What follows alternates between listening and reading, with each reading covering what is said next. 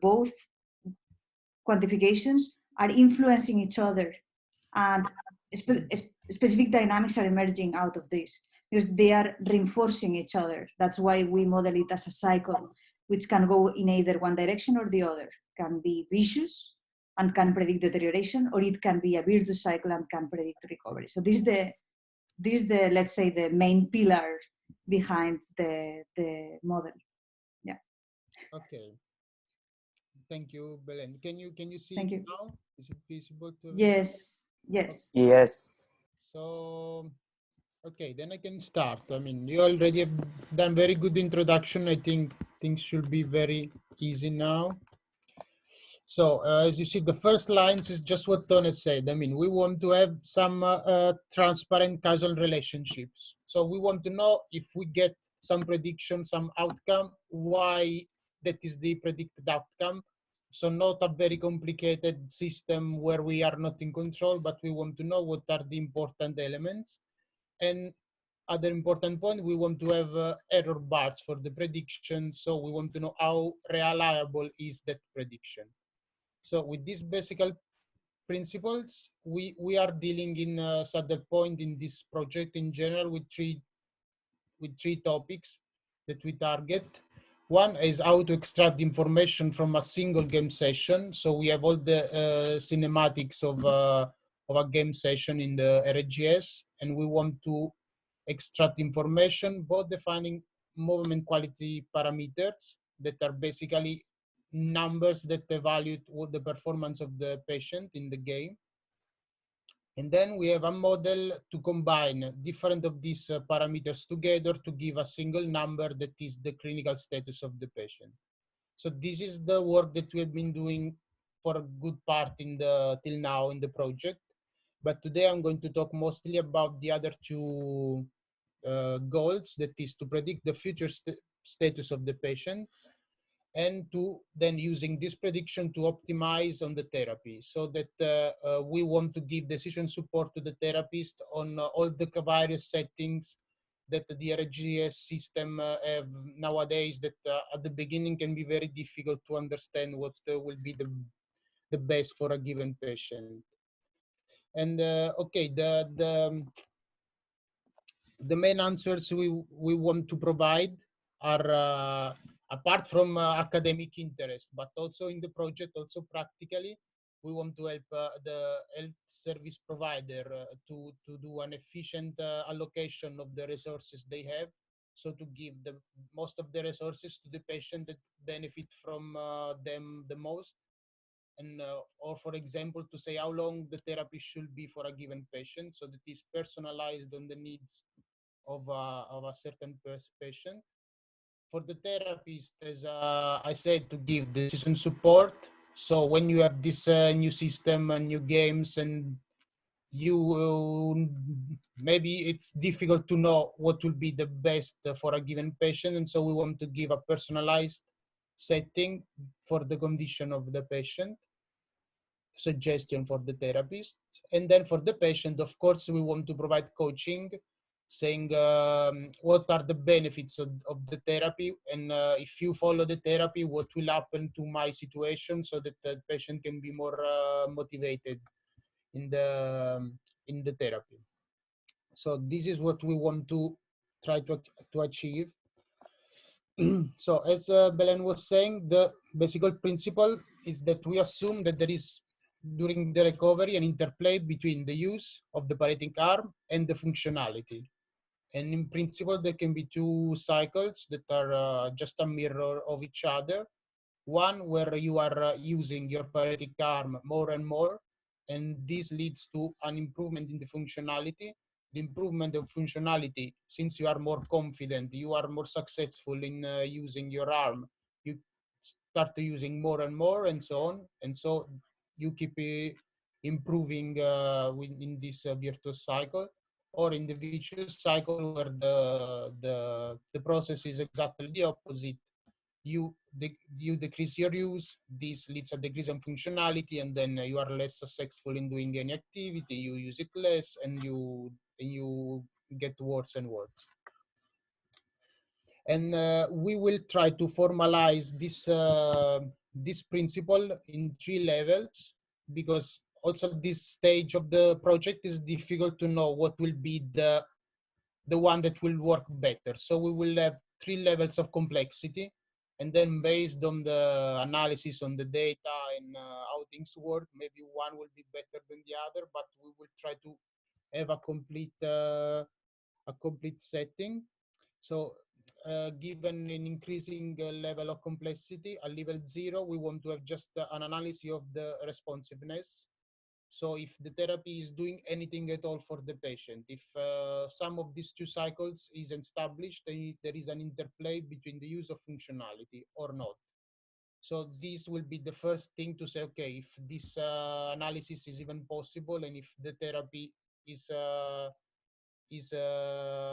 doing anything for the patient. Then at level 1, that when we want to first of all have like so at this level we know that there is some cycle established and this interplay between functionality and use, but we want to know what is called the self recovery threshold, saying what is the minimum level of functionality for which the patient will enter in this virtuous cycle and will recover autonomously without the therapy, so that then you can do a prediction on the minimum duration of the therapy for the patient. And then there is a level 2 when we want to do analysis of the features of the therapy so that we can optimize different settings of the therapy in a way that the therapy is optimal for that single patient. Fabrizio, can I comment one thing? Yeah, sure. The level 0 was established because 30% of stroke patients at acute stage who are showing severe impairments do not respond to therapy. So that's why Fabrizio is here presenting level 0 as a first step in which you can differentiate between those patients who respond and those patients who do not respond, right?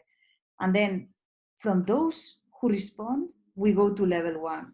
Is that correct, Fabrizio? Yes, this okay, is cool. What is here in this flow chart, and because Perfect. After our discussion that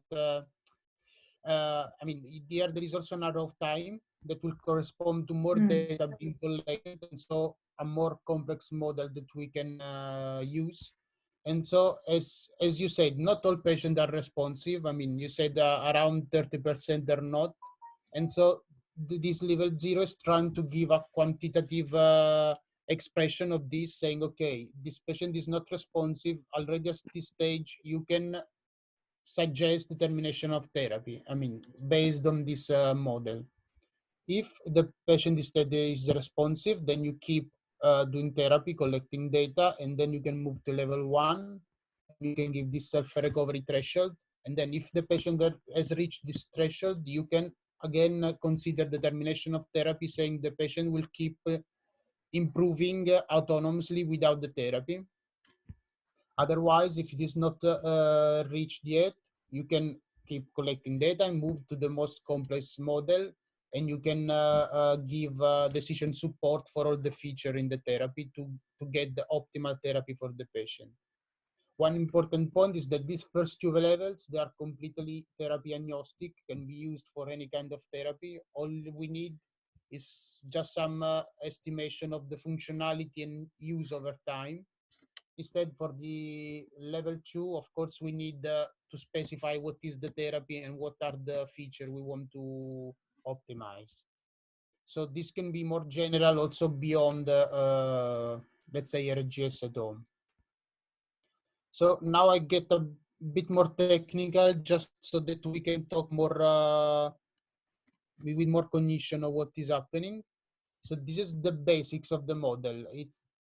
We try to keep it very simple, as we said, to know what is happening, and so that also we can personalize the more easily on a single patient. So here F and U, F is the functionality at time t+1, and U is the use at time t+1. And so the basic idea of the model is that the functionality at t+1 depends from the functionality at times t, and a new functionality that is a function of the use at time t. and this is just making basically an average, and this is a memory term saying, okay, you still remember what was the functionality at the previous step, and you just move a little bit towards F new. Instead, the use is simply a linear function of the functionality. So if the functionality is improving, increasing, also the use will increase because the patient is simply more at ease using his parenting arm. For this, Sorry, yeah. Fabrizio, one question. In the use, also it is dependent as well on external factors, for instance, the therapy or the reinforcement we give them, right? I mean, I will specify better this later. This here I'm not saying exactly what is this use. Let's say, of course, let's say this factor W6 in practice, if the patient is doing therapy, it will affect this this parameter basically. So for a given functionality, if the patient is doing a therapy, he will be doing more use of this parenting arm. Basically, that is the way we think about it. Okay, because like since we have different, or we can have different conditions of reinforcement, for instance, through haptic feedback and the wearable, right?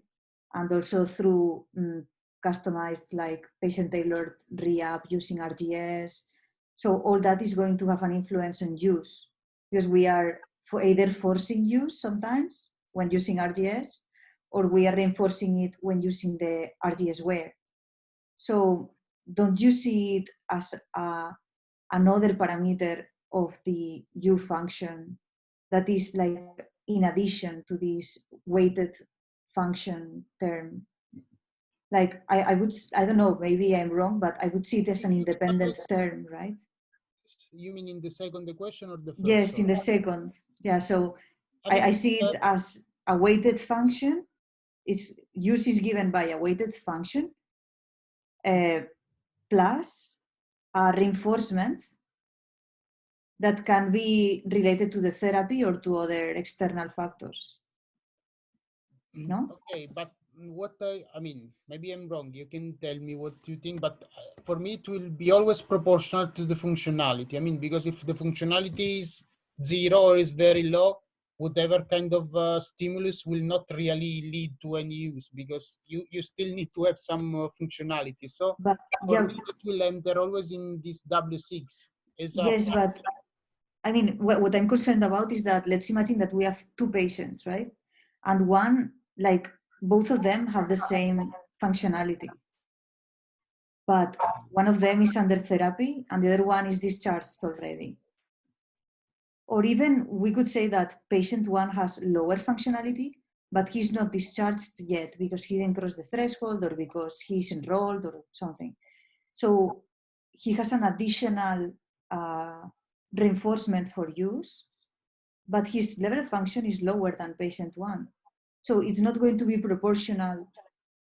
The use is not going to be proportional to function across the patients, right?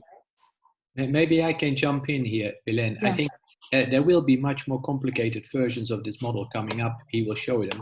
And also W will ultimately become personalized. So not every patient will have the same W.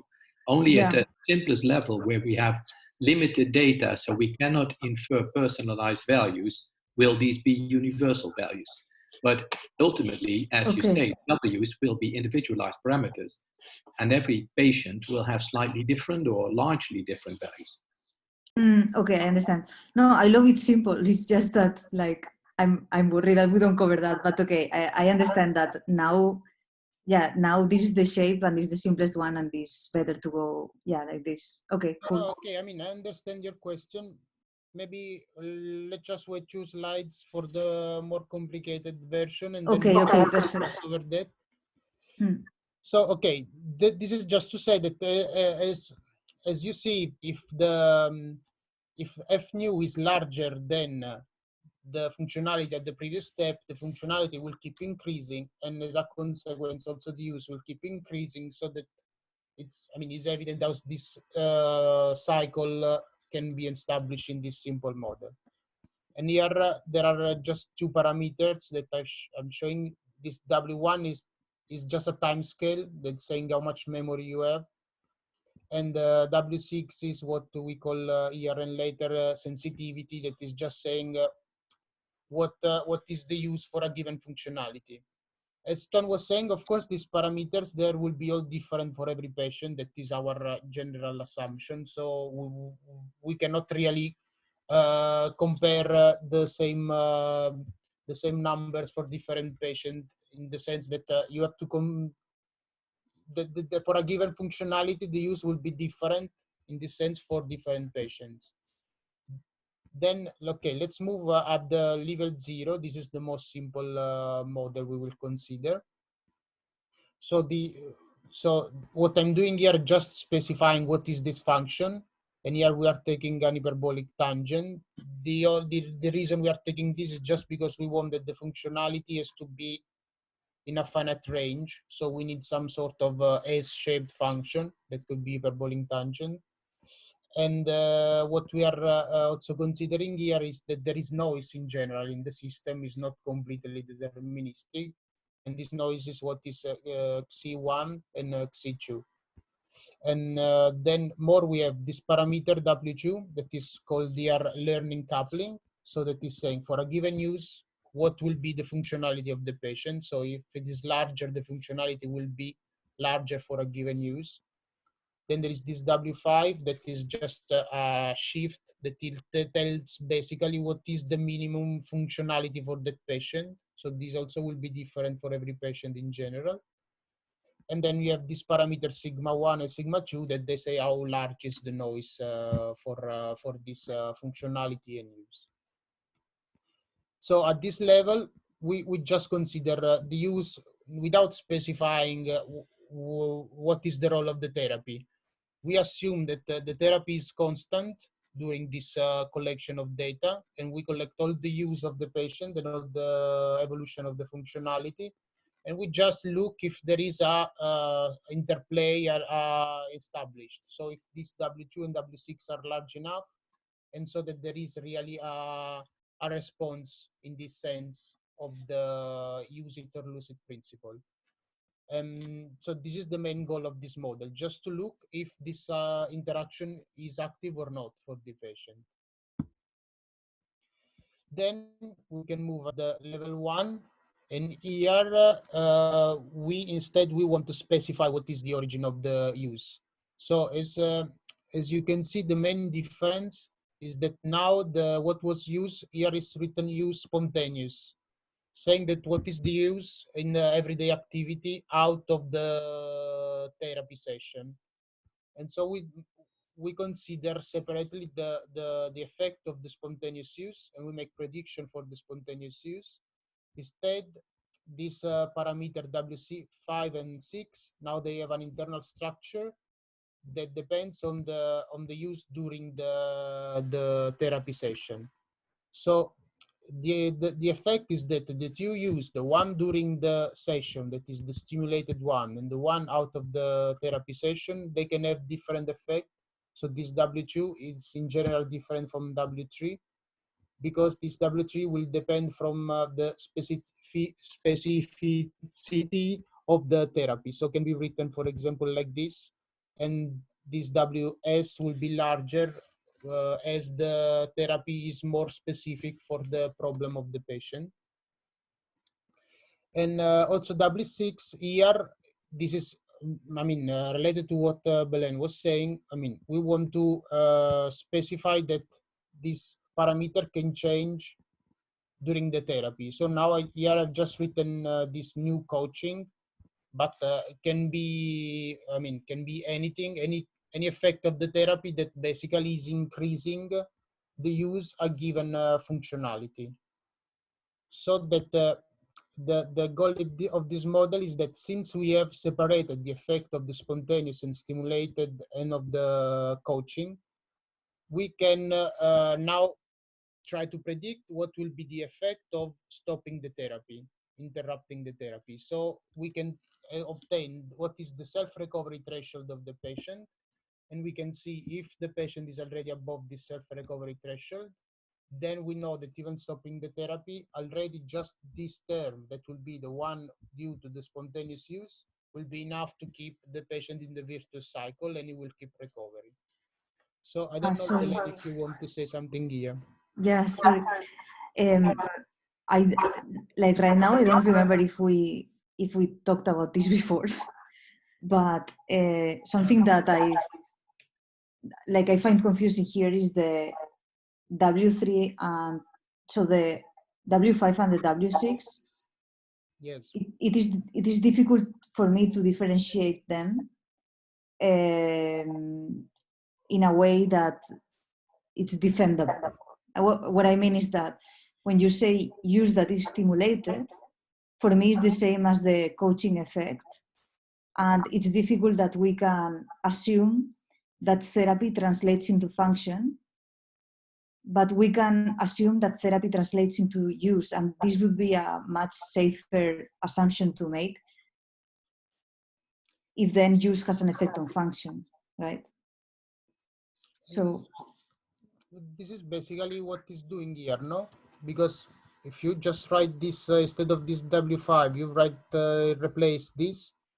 You have just two terms. One is the spontaneous and one is stimulated. What we are doing is just saying that this factor can be different for the use done during the therapy and the use done during the daily activity. And this is reasonable, no? Because if you think how these things are measured, I mean, the spontaneous use during the activity will not be very clear. Usually you will be, maybe obtaining a larger numbers, because maybe also if you are not moving your paretic arm, you are just walking around, you are still having some sort of use. Instead, during the therapy, if you are measuring some use, that will typically be very precise, I mean, more precise, saying that really the patient is doing an exercise with this paretic arm. So this factor can be different, but otherwise, the way they enter is exactly the same, and they're saying that whatever you are doing, or spontaneous or stimulated, you are giving a contribution that will lead to a larger value of the functionality in the future. yeah, but I mean, actually, Paul is also asking regarding the coaching part, the V coaching. This is for me confusing because as he says it's linked to motivation, and I also don't see how it is differentiated from the use stimulated. I mean, you mean why these two variables, they are different, they're not the same? I mean, Exactly. These I've called it coaching, but this can be anything. I mean, any kind of effect of therapy that is leading on higher motivation, higher W6. Is not just related to, let's say, a specific thing that, okay, the smartwatch is giving a vibration, for example. But it could be related to the participant's personality. Yeah, of course. That's why this W9 will be different for every patient in general. For some patient could be 0 and saying, okay, whatever the coaching or not, it doesn't affect me at all. For other can be larger, but this will be different for every patient. I mean, so if it is 0, you just have the normal term that is saying that, okay, more function, more use.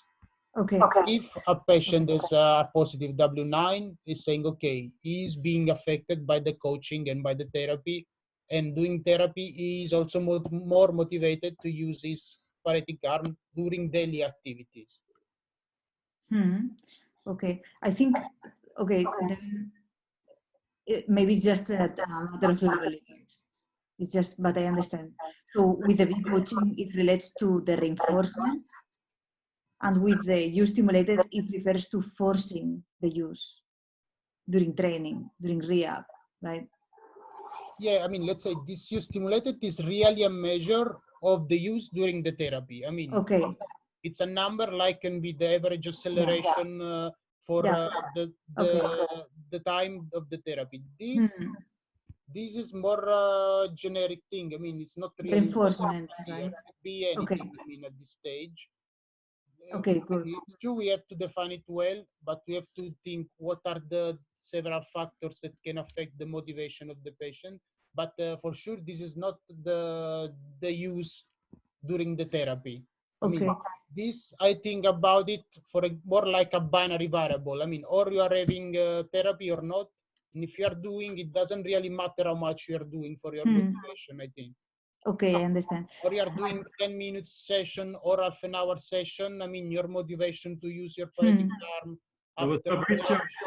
Fabrizio, is it fair to say that you're looking at two processes?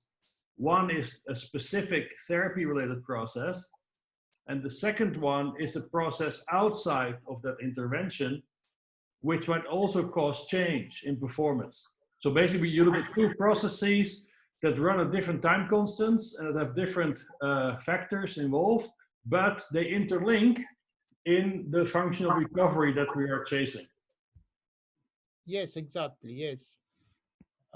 This is exactly what I'm trying to say. Yes, I mean, these are different things, but the therapy can have different effects. You know, one is really just because you are moving your arm, you are getting, in principle, you can get a larger function in the future. This is more a psychological level. I mean, saying I'm doing therapy, so I'm more confident, they're more motivated. I mean, also you call this self-reinforcing, that I'm more successful doing the activity during the therapy. And so I'm more confident that I should use my paralytic arm also after the therapy. I mean, after I'm... But Fabrizio, it could also be, let's say, activities of daily living. Maybe I'm using my limbs more, my arms more in everyday life, and I have benefits from that, right? So it doesn't need to be motivational only.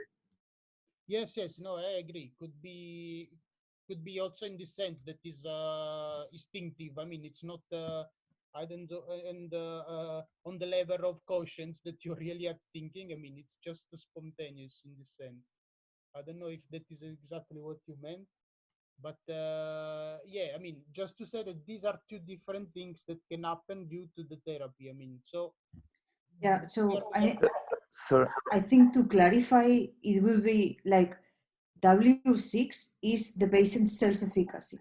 So how the patient is translating his beliefs about his function on use.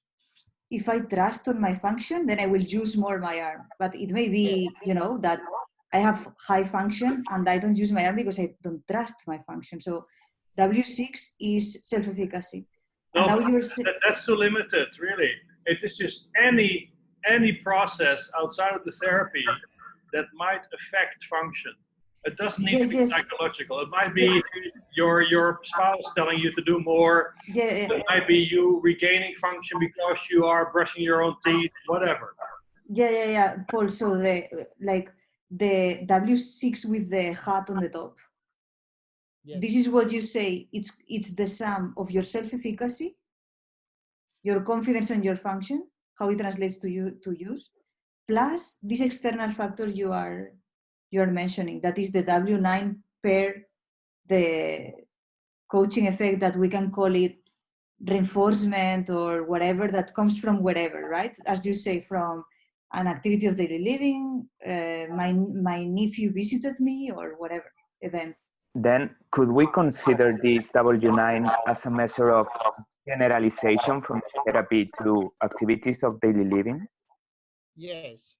I mean, this is what I'm trying to say, because in the end, here you have the spontaneous use, not the one during the daily activity. So it's saying in therapy, this is affecting also your use in the daily activity after, I mean, the session, no? Even you go home and maybe you are doing more activities with your arm because you have done the therapy that day.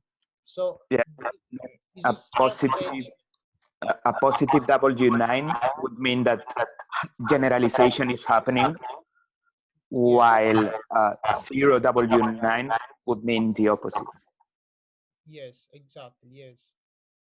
I'm not saying that I'm sure that W9 will be positive and large. I'm just saying that in theory, I think should be there at least to consider this eventuality. And so that if you stop the therapy, it can happen that this will affect also the spontaneous use, even if in principle it's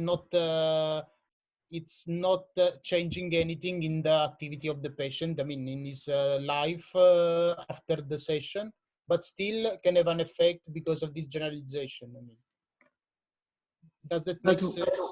Yeah, but so why maybe I don't get it yet, but why is then W5 an additional value to spontaneous use? Because if you stimulate the arm, then it should like contribute to spontaneous use itself, like VW6, no, and not be an addition. So you mean at the first equation? Yeah, exactly.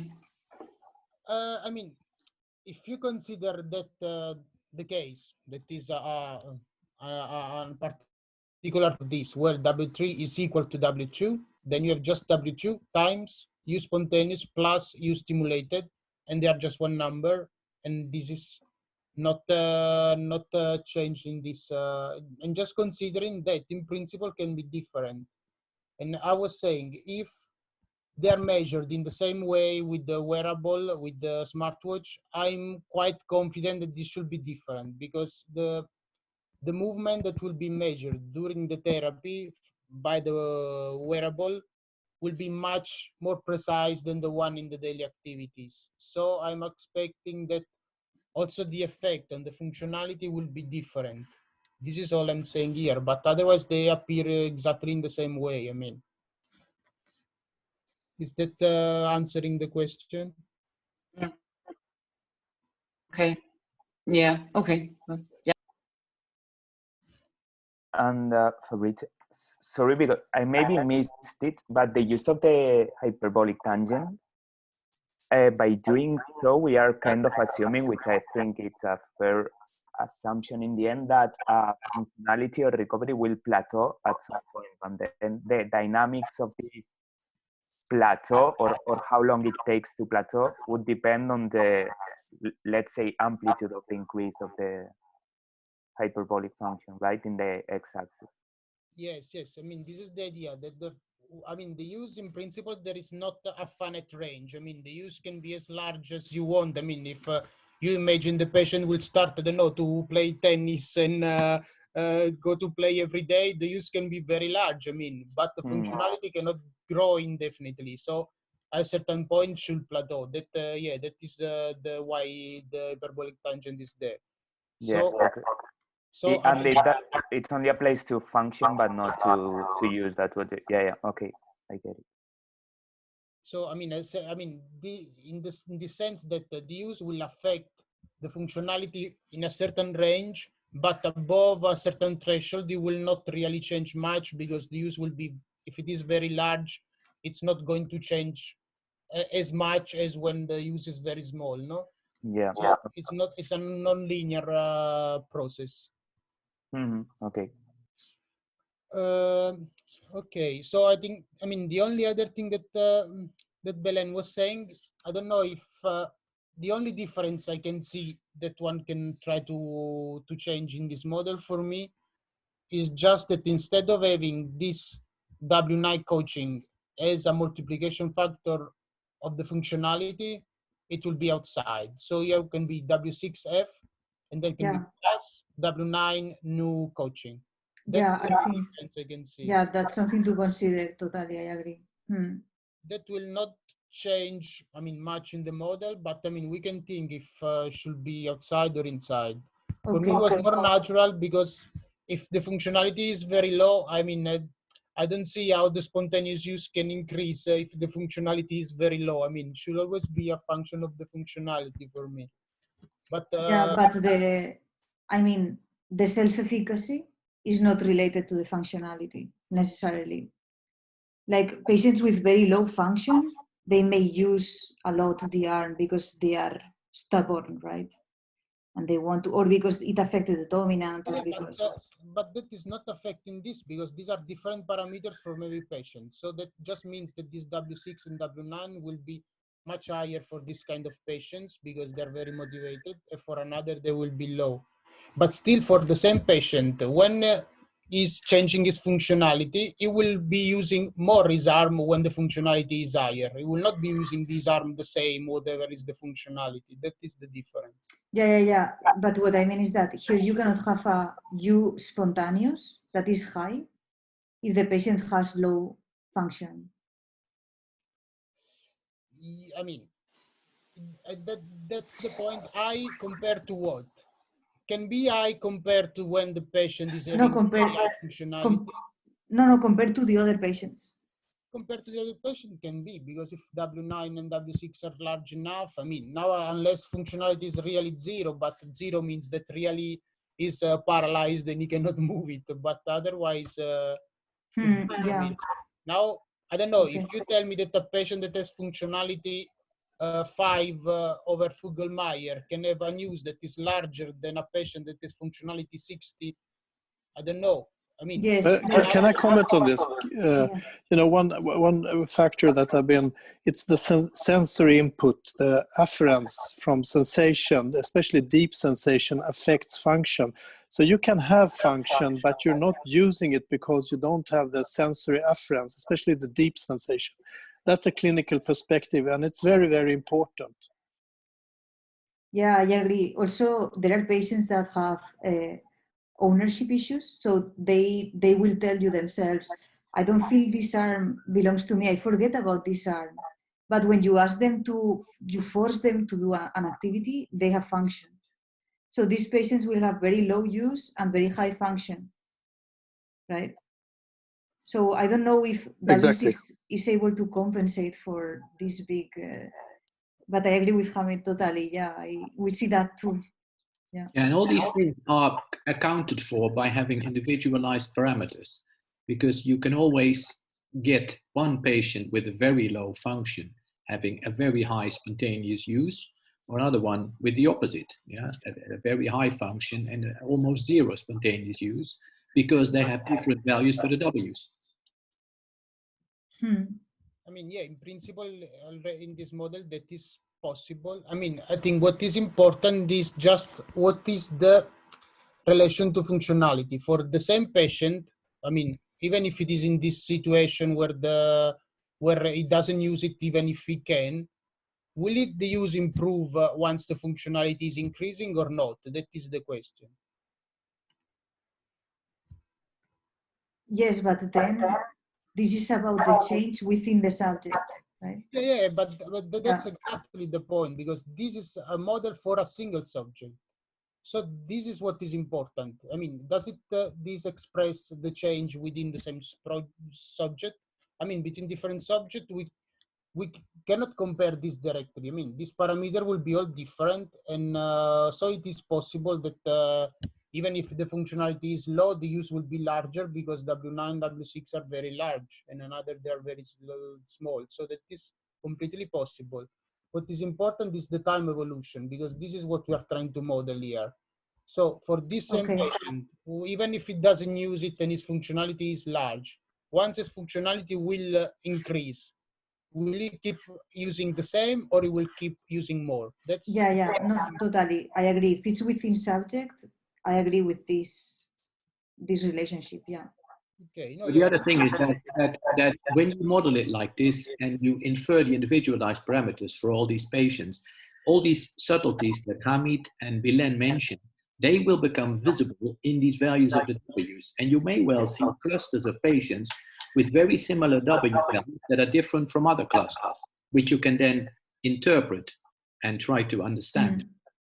Yeah, okay, I see.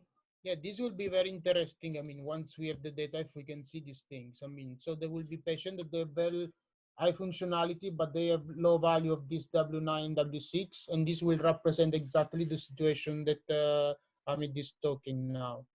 So that should be visible in the model if things work. But okay, we can also consider variation of this. Having another term here will not change things much.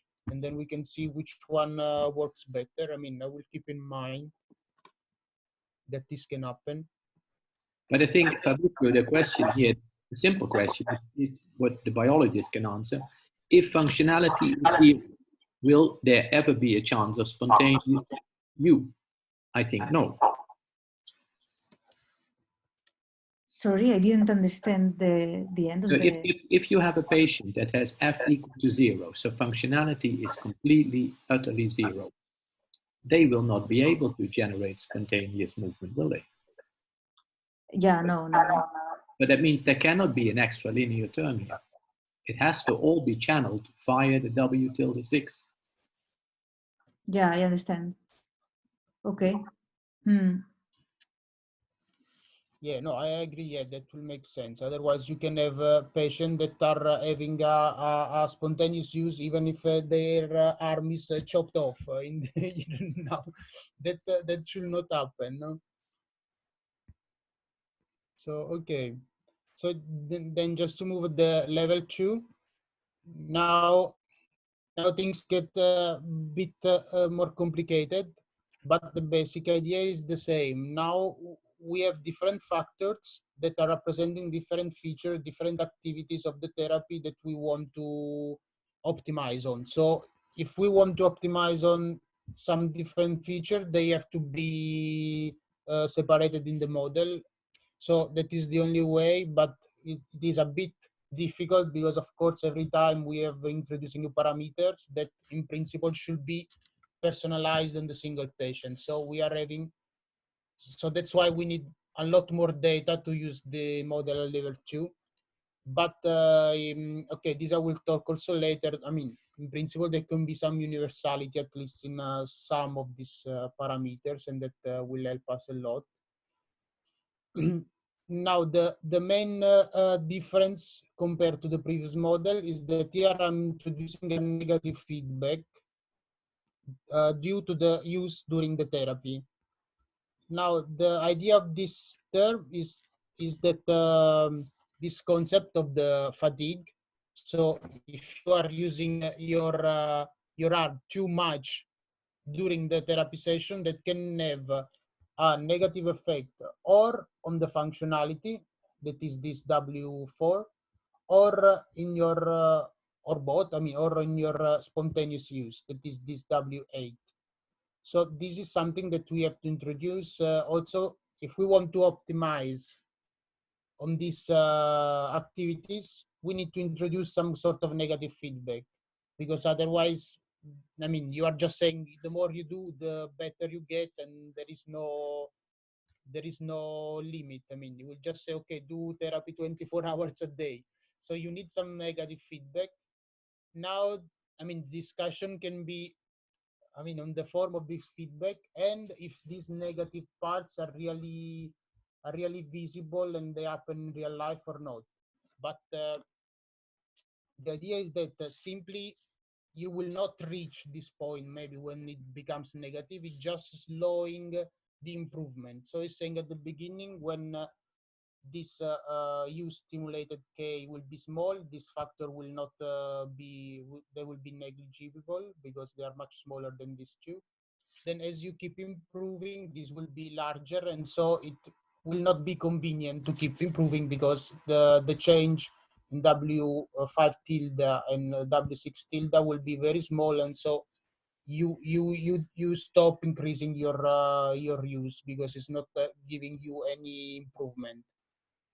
Then the fact can this really increase to the level that this factor here becomes negative? That I don't know. I mean, we will have to see.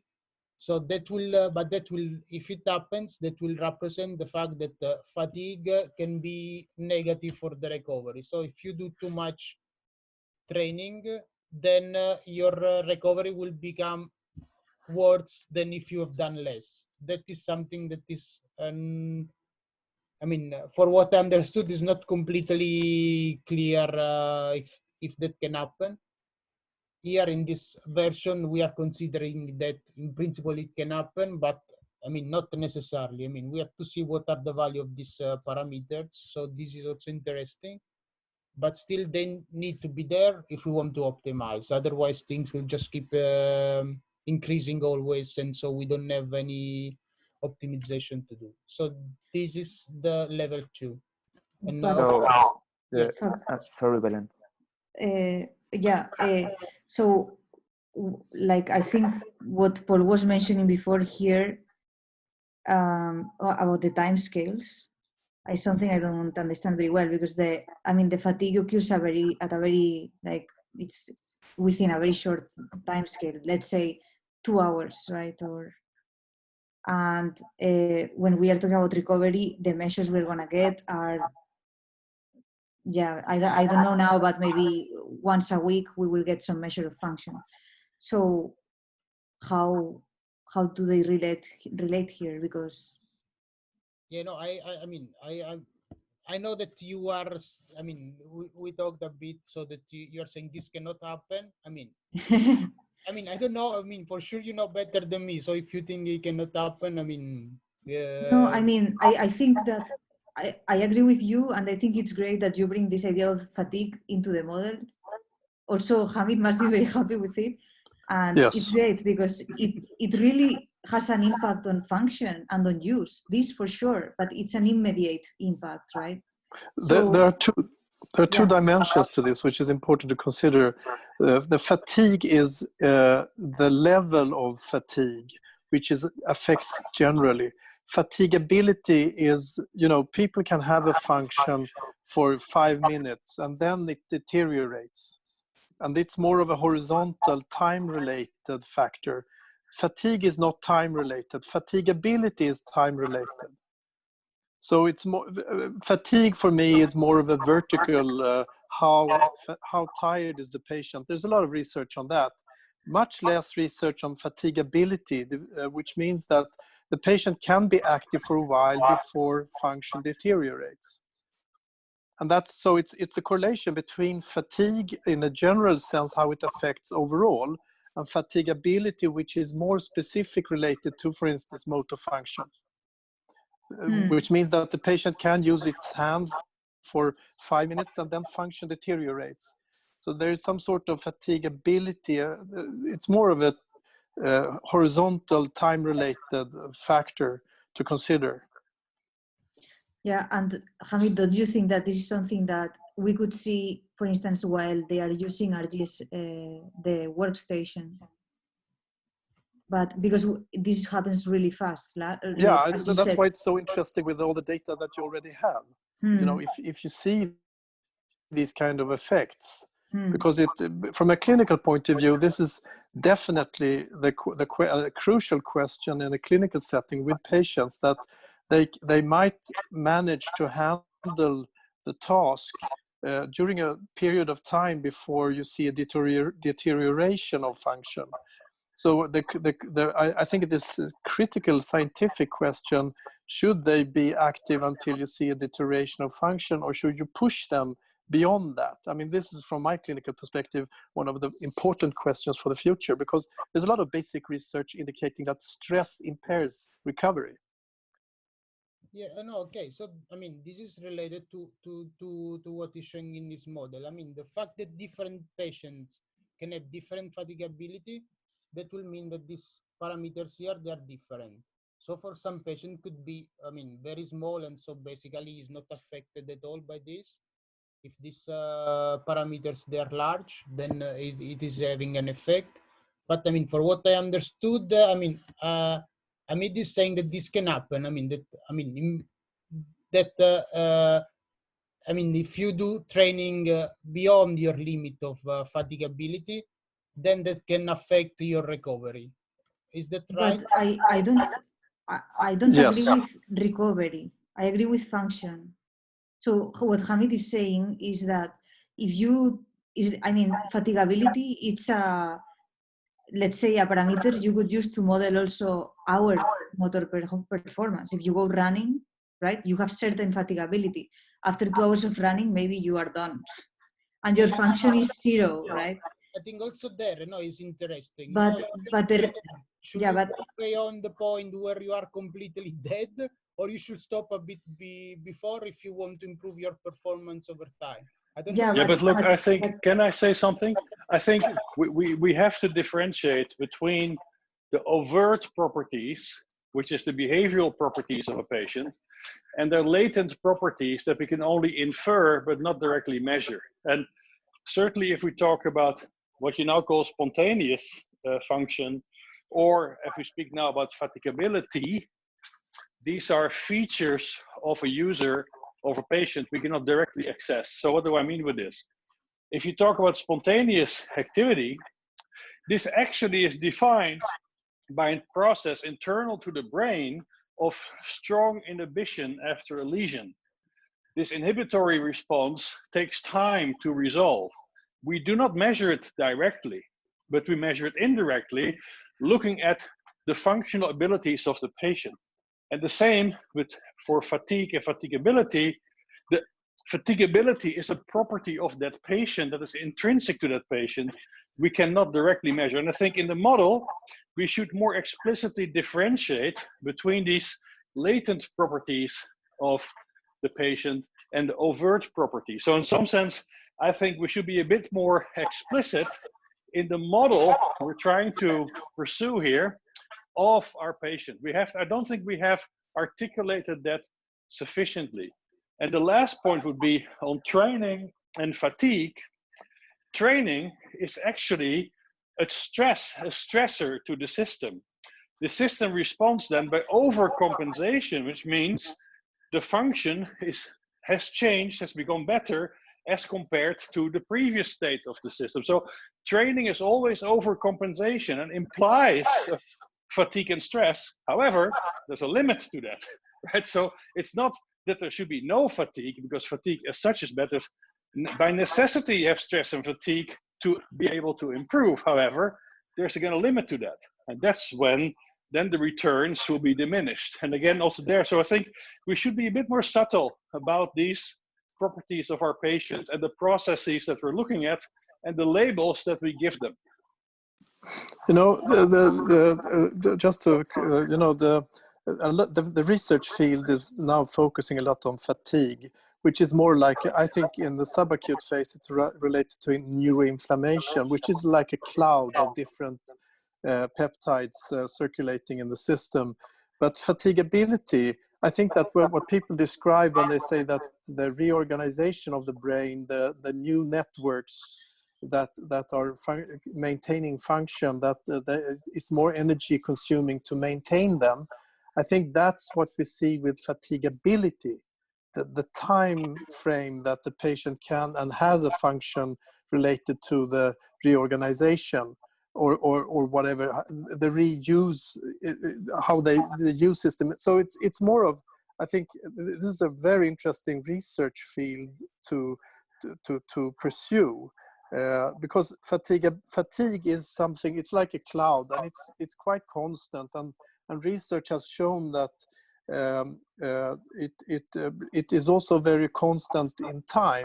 However, fatigability is something that improves with time, that patients can pursue in an activity for a longer period of time with less time for resting in between activities. So but there's the complexity of it all is that some patients, for instance, they need to focus their attention constantly to maintain function, which is also very intellectually. So it's not only motor fatigability, you have intellectual fatigability as well.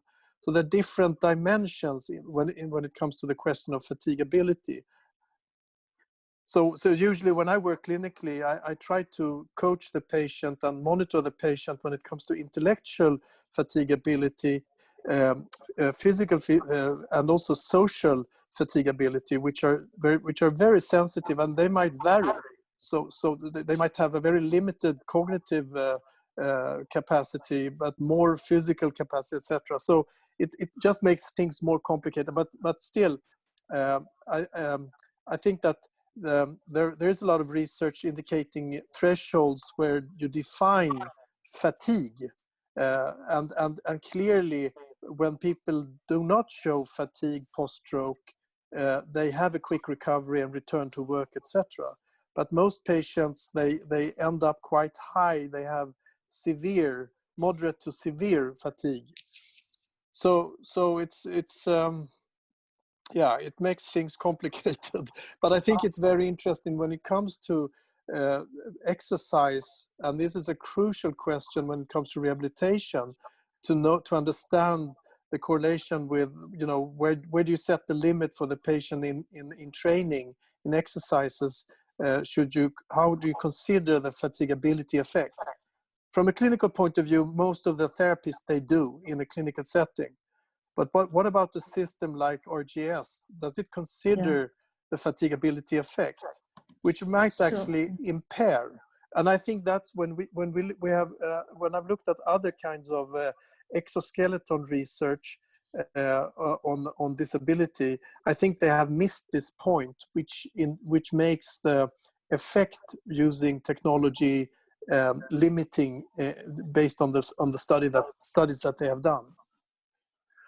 So, like, do we agree, Hamid, and also given Anna's comment in the chat, in which she is asking also about the timescale, and Paul's comment also, maybe we agree on that fatigability and fatigue, it's a parameter we can look or we can investigate within the data from the training instead of within the model of recovery?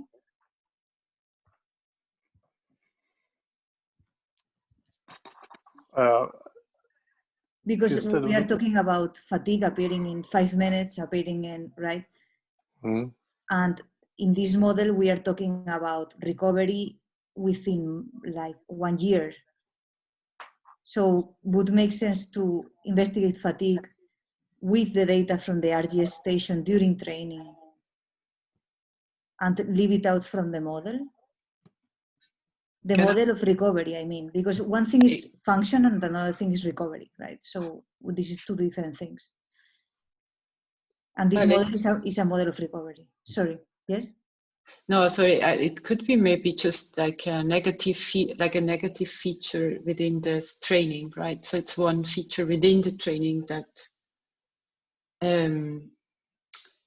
you know, kind of like what we said before, like the different parameters that define the training, like duration, length, that could positively promote the effect of training. Fatigue could be a negative effect within the training. So yes, not directly on recovery. Yes, but I agree also about what Paul said, that there are so many parameters that we could incorporate into the training or this recovery model to shape the training effect and so on, that we have to have a really good reason for incorporating the fatigue one here. Yeah, can I just model of recovery. Yeah. A few, maybe try to summarize some of the things that were said earlier. So these latent features that Paul mentioned, in my language, this is what is represented by these parameters like W4 and W8. Because what these parameters do, they basically tell you at which point of, let's say, the amount of stimulated activity will the activity cease to be beneficial but start to be detrimental to the improvement of the patient. And that varies from one individual to another for various reasons, for reasons related to what was actually wrong with that patient. So these are these latent things. But what this model tries to do, given that we have limited amount of data, one tries to capture in the simplest possible model qualitatively the features that we think are important. If you left out these minus signs, these terms with the W4 and W8, you would have a model in which it is always better to do more of the gaming activity, which we know is not realistic because at some point you start overdoing it. So that's why it is inevitable that you have to introduce these minus signs related to the fatigue effects. But I think that's not clear. It's not clear that doing more is not always better.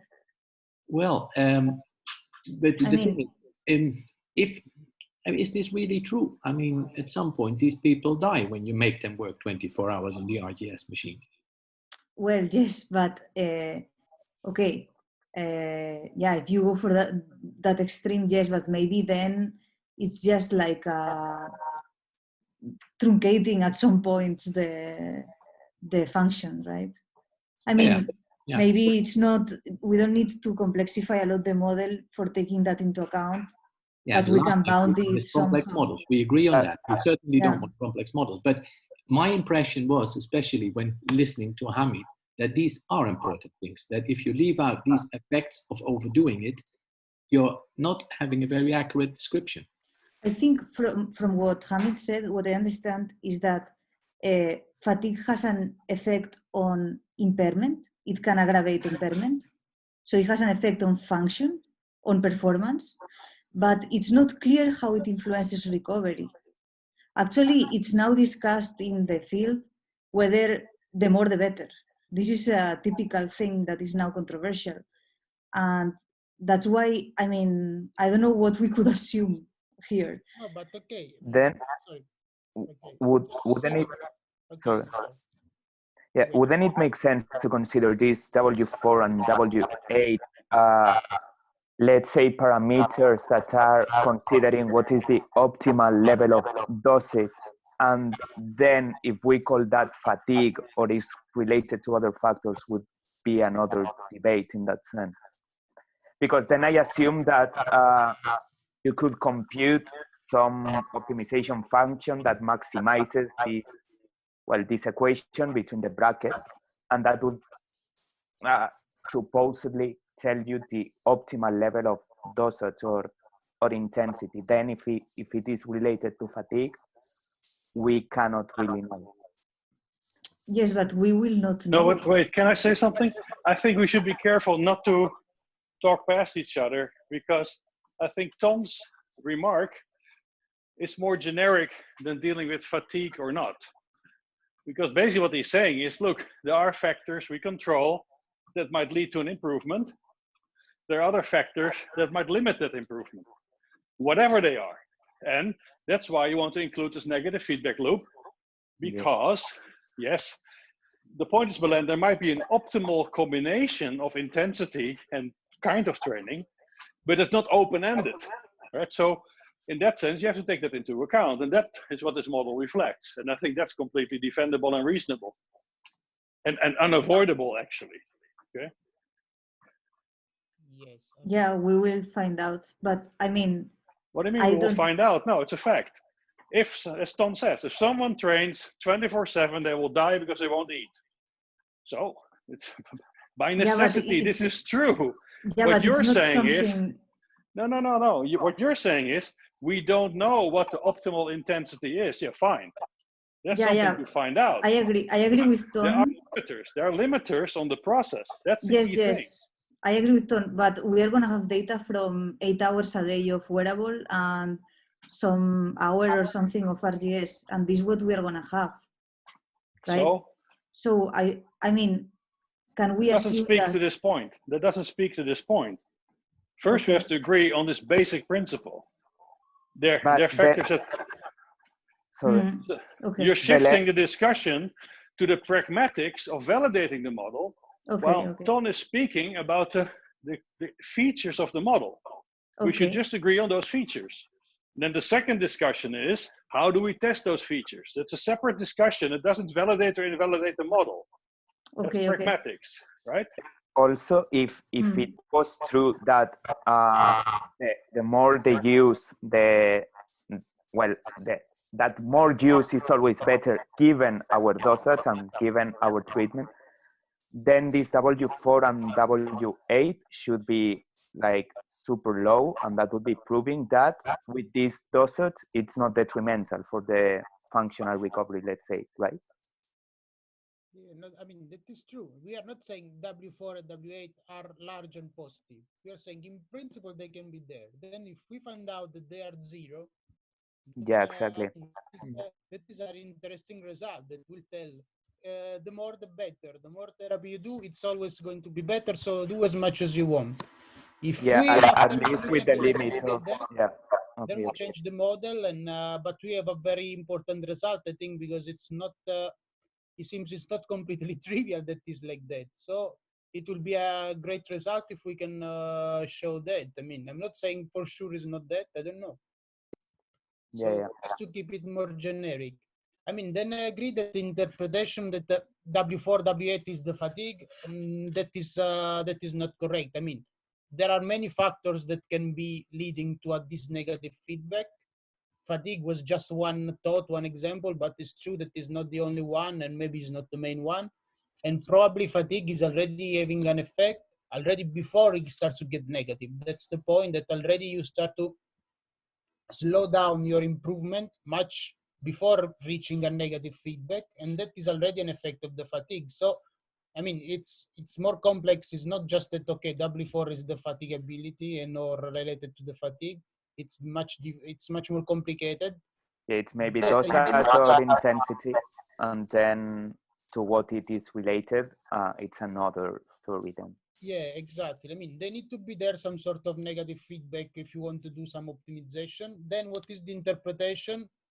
That is not trivial. I agree that saying, okay, this is the fatigue and the fatigue will lead to getting worse because you're doing too much. No, okay, that is just a wishing thought. I mean, it's not trivial at all. So we will need to really prove that if it is like that, but it's not for granted given this model. That is true. I was being too simplifying too much. That is not so.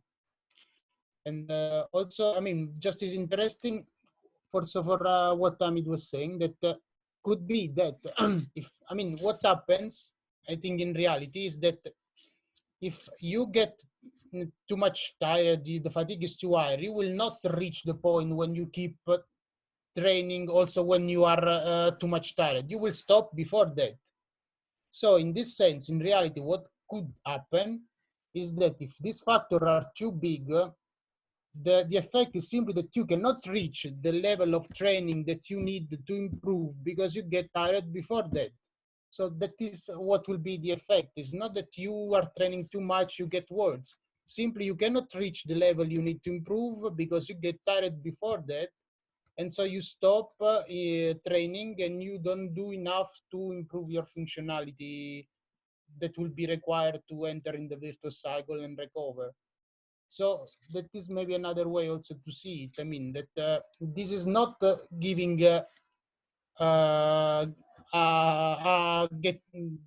an effect to getting worse. It's simply stopping what is the maximum level that you can get better. I mean, beyond that point, if you start to get a negative effect, you simply cannot keep training. I mean, if you are too tired. So it doesn't need to reach that level to make this model sensible. I don't know if that is clear what I mean. I think we all agree now. Including Belen? Yes, yes. Yeah, that's clear. Okay, I mean, then the only difference I can think about is, okay, maybe instead of putting this quadratic negative term, you can put something else. I mean, of course, there are many different choices. I don't think it should affect too much the final result. I mean, then we see if we obtain that this factor are huge and they are the main thing in on the model, then okay, maybe we should think maybe we are doing something wrong. But I don't think it should change too much what is the results. In the end, you just want some point that is optimal and you need some negative feedback, and then you will just look at the space between the zero training and the optimal training. The one what is happening beyond the optimal training is not something that you are too much interested in. I mean, so it should not affect too much the predictions. Okay, so just to say that now these models, I mean, they are all very similar. What is different is just internal structures in this parameter W5 tilde and W6 tilde. And the way the system behaves can be represented just by two parameters. That is this learning potential, that is just this, so basically related to the hyperbolic tangent of W5 tilde. And what I call here effective sensitivity, that is the product of W2, that is saying how much the functionality increase with the use, and W6 tilde, that is saying how much the use increases with functionality. So just with these two parameters, we can express what is the behavior of the system. The meaning will be a bit different because they have different meaning for different levels, but the phase diagram will be the same. So what happens here, if you plot this effective sensitivity versus this learning potential, you have at large sensitivity and large learning potential that you have just one fixed point in your equation. So you have just one virtuous cycle, and it means wherever the patient is in the beginning, he will always end up in the same point. and this will be a point with large functionality. In the opposite range, where you have low sensitivity and low learning potential, you have just one cycle that is vicious, and you will always end up with low functionality, whatever you do. Then there is a region that is between these two green lines, where both the cycles are present, and this is the interesting part of the model.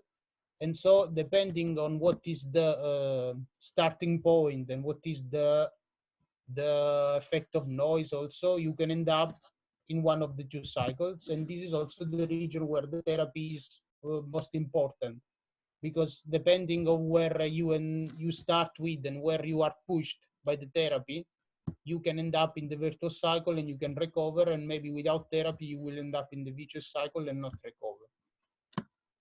So this will be very interesting, because all patients will have different parameters, and so they will have different values of these two parameters, learning potential and effective sensitivity.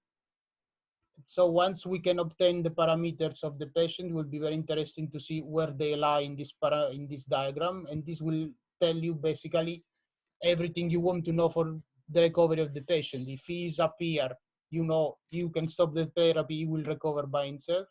If he's here, you know he will not recover even doing therapy. If it is here, then you know he should do therapy, because that will make an effect, because he can push him to in the virtuous cycle. So also later I will call this region long-term benefit from therapy, because this is where the therapy has the most effect. So Fabrizio, can you just say what the blue line is? The blue line is just separating where the fixed point is above the functionality 0.5 or below. So basically, of course, is I mean, saying this is a virtuous cycle or this is a vicious cycle. Of course, you can say, okay, I want more than 0.5, but just separating where the fixed point is. I mean, if it is a large functionality or a low functionality. And when you have both the cycles, there will be, of course, a stable fixed point that in the middle that will separate the tube basin of attraction, and that will be the self-recovery threshold.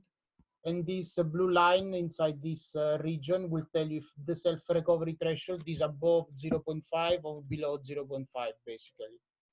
So basically it's telling you how easy, how large is the basin abstraction, and how easy it is to end up in the virtuous cycle. If you are above this blue line, it will be easier, and if you are here, it will be more difficult. But because above this point, there is no coexistence of the two cycles. So just to show that, okay, this will continue, but just with one fixed point. Okay, now I will not enter in the detail of this, just to say that what we will do then with this model, we will collect the data from a single patient, where our input will be the functionality and use and therapy of a given day, and the outcome will be what is the functionality and use at the next time step. And from this, we will have, using that model, we can have we have a model of the probabilistic estimation of the outcome. So because there is noise, that is the important thing. So it's not deterministic.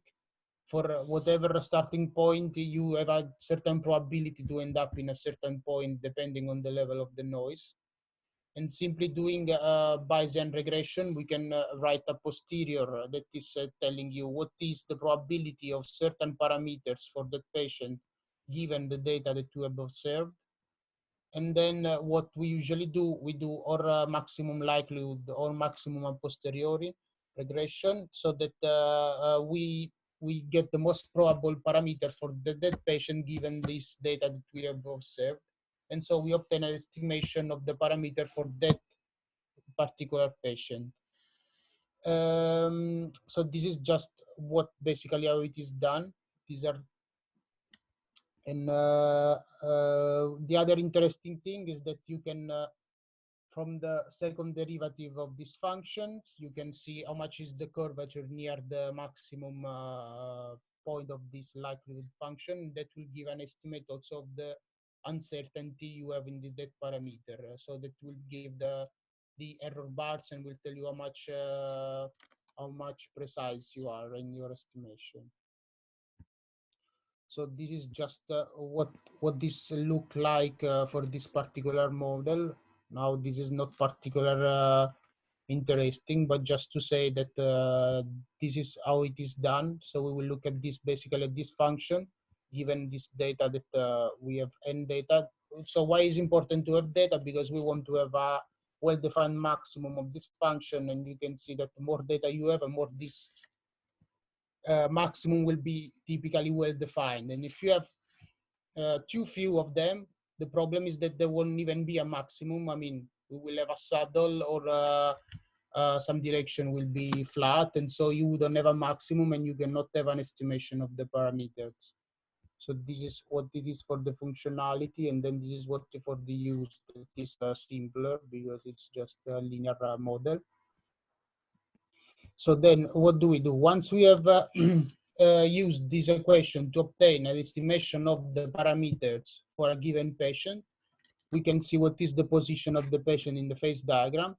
And here I'm doing these circles to say the probability of the position, because it will never be exact. I mean, you will have a certain error, and so I'm saying this is within this circle is 50% probability, within this, let's say 75. And so, for example, this patient is in this position, so he's having both a possibility of a virtuous and a vicious cycle, but there is also some probability that he has only virtuous cycle. So this already will tell you how much you can, what is the probability that you will benefit for the therapy. If he's in this region, he will not benefit because he will recover even without therapy. If he is in this region, he will have a high benefit from the therapy. So basically what we what we want to do, we want to know what is the probability of being here and the probability of being there, and this will tell us a measure of the probability of benefiting from the therapy. This is something that we can do already at the level 1 of the models. At the level 0, sorry. Yes. One comment. When you say that the patient is above the green line on the top, if it is there, it could mean that it benefits from the therapy, but even without therapy, it could keep recovering, right? Yes. But maybe with the therapy could recover faster or something. Yes. Yes. Okay. That is true. Thank you. Okay. Of course, I mean, it can get better faster, of course, but in long term, if you look like after 1 year or 2 years, it will be basically in the same condition. Just with therapy, of course, you can reach maybe in 3 months instead of 6 months. That is true. Okay, good. Okay. I mean, just long-term benefit, but for short-term, it can happen also outside of the green region. That is true. Then at level 1, what we want to know, how the therapy affects the position of the patient in this phase diagram. So for example, if we are able to obtain all the parameters at level 1, we can say, okay, this patient doing no therapy is here, so he has a certain probability of recovering, because if he is here, he will recover automatically. If he is here, there is a coexistence, so he could also not recover. Instead, if he's doing therapy, he will keep improving because he's in this region where there is just one virtuous cycle, and so he will just keep improving always. I mean, apart from noise. So you can see what is the effect of the therapy between being active or not active. And instead at level 2, you can obtain in principle all the curve of the patient in the phase diagram as you change the settings of the therapy. So for example, if you change the intensity, the patient will move in the virtuous region.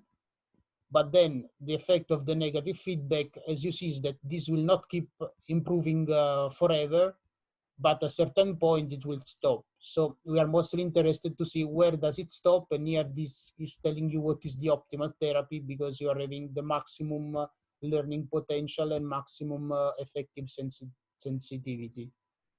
Of course, then if in principle this negative feedback can lead to the decrease of these parameters if you keep increasing too much, but as I said, I will not expect this region to be very accurate or very interesting, but we need negative feedback to have at least a maximum here and an optimum value. So we can evolve the trajectory, and we can say, okay, if you're doing this intensity, you are here. If you're doing more, you are here. And if you do more, you will reach this, and this will be your best situation for the recovery.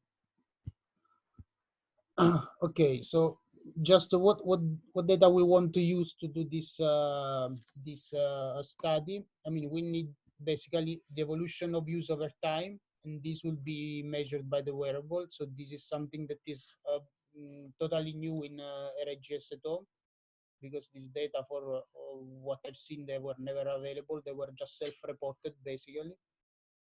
And just for different levels, we will need to have separated the use for the different activities. At level 0, we just want to know the total use, whatever the patient is doing, therapy, not therapy. At level 1, we need to separate what is the use during the activity, during the therapy, and what is the use in the everyday daily activities. At level 2, we will want to know what is the use for all the different games, for example, different activities, they are part of the therapy. Because then if we want to optimize over all of them, we need to know what is the different effect of each one of them. And then we need the evolution of functionality over time. So to have this, we will have clinical measurements that I think there will be around every 3 months or something like that, I guess. Is that true? Yeah. Okay. Then we will have this exercise that Belen was saying with the wearable. So basically, it's like doing some circle horizontally and vertically with the wearable, and then from how large and how precise you can do it, they can give an estimate of the functionality. And then we also have estimation from the performance in the game. This was something we were doing till now. I can just show some result about this. Sorry, Fabrizio, one question. In the use, now I feel like there is one missing, right? That is the reinforced use. Or is this contained into the spontaneous use and that's it? Maybe. How do you define it? What do you Yeah, mean? well, because probably we're going to see that if you like deliver haptic feedback through the wearable, right, then they are going to use the arm just immediately, that haptic feedback, and this is not going to be spontaneous. Yeah, okay, that is true. I mean, in the sense, at the level of L0, we don't care, but it's true that if we want to know what is the effect of it, we should have it I mean, separated from the others. It depends how it acts, because if it's just reminding him, look, you should use this arm to do your normal activity, then I'm not sure if you should go in one group or in another. If he's telling him you have to do this exercise, then for sure it is a stimulated activity. If it's just reminding him, okay, you, I don't know, you wanted to clean your table, you should use this arm, then maybe it's still part of the spontaneous use. It's just entering in this coaching parameter, if you remember. Yeah, Okay, well, right now it's providing feedback on the amount of use as compared to previous time windows. So it's not that it's guiding a specific exercise, although in the future it might advert you let's say, for instance, in the end of the week on how well you've done and propose a set of activities. But right now, what it's doing, it's giving you this feedback based on previous performance.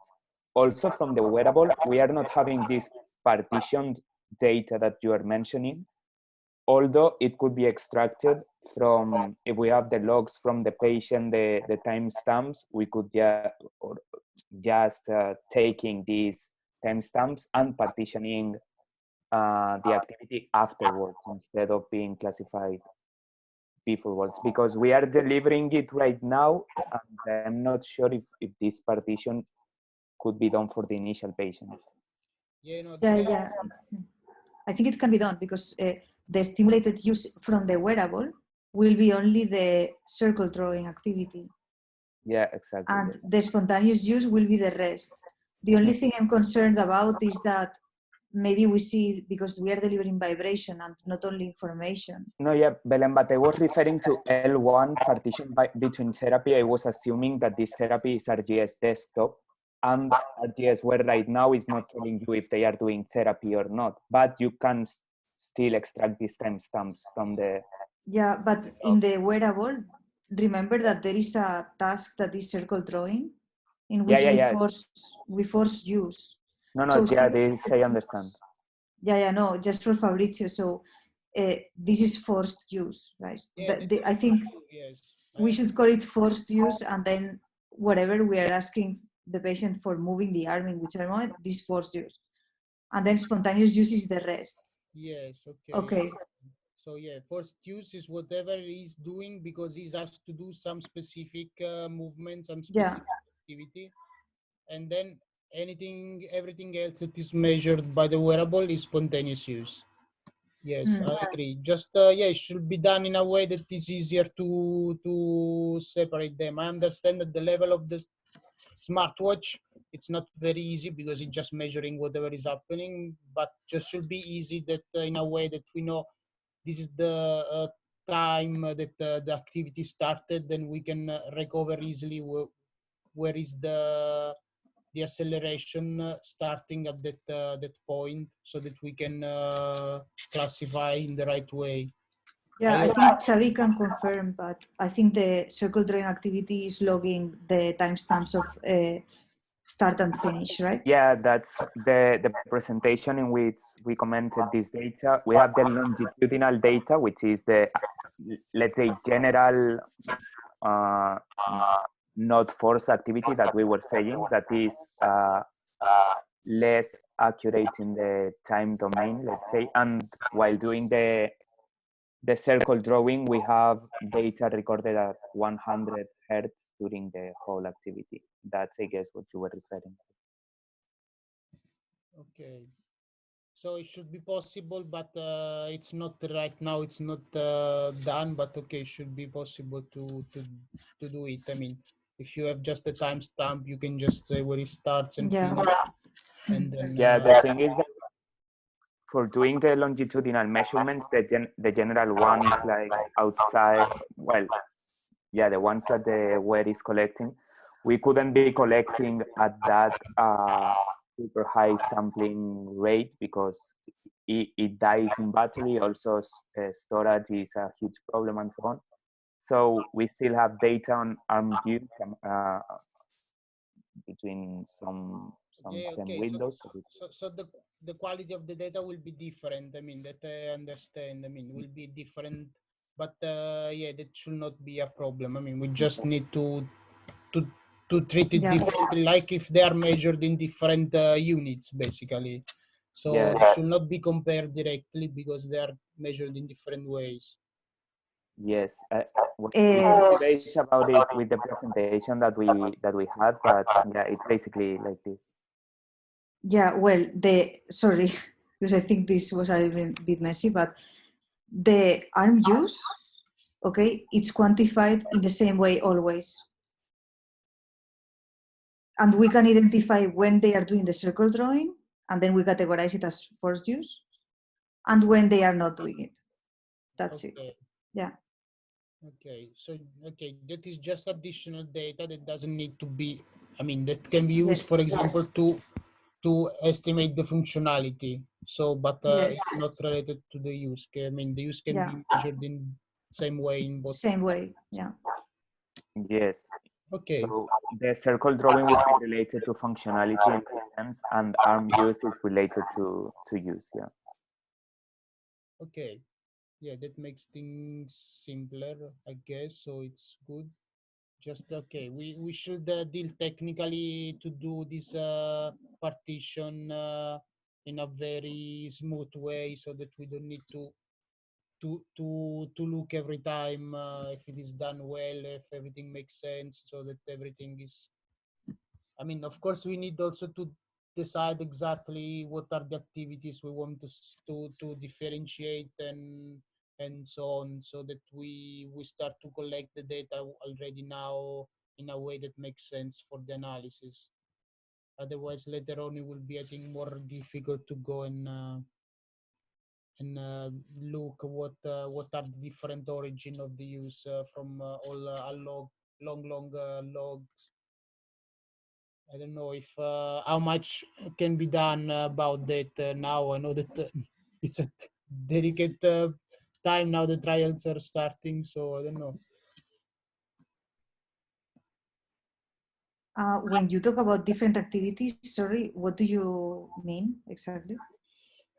For example, if there are different games, or if they are doing both RGS at home and RGS at clinic, I think that also is happening. Yes, we have data from different scenarios and from the RGS ware too. So we have training scenarios on RGS at home, and then we have the RGS ware. Yes, and we have data from everything.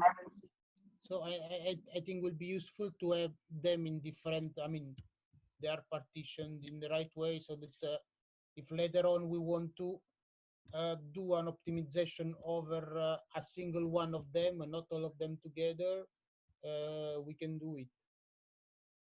You mean a single scenario, training scenario? Yes.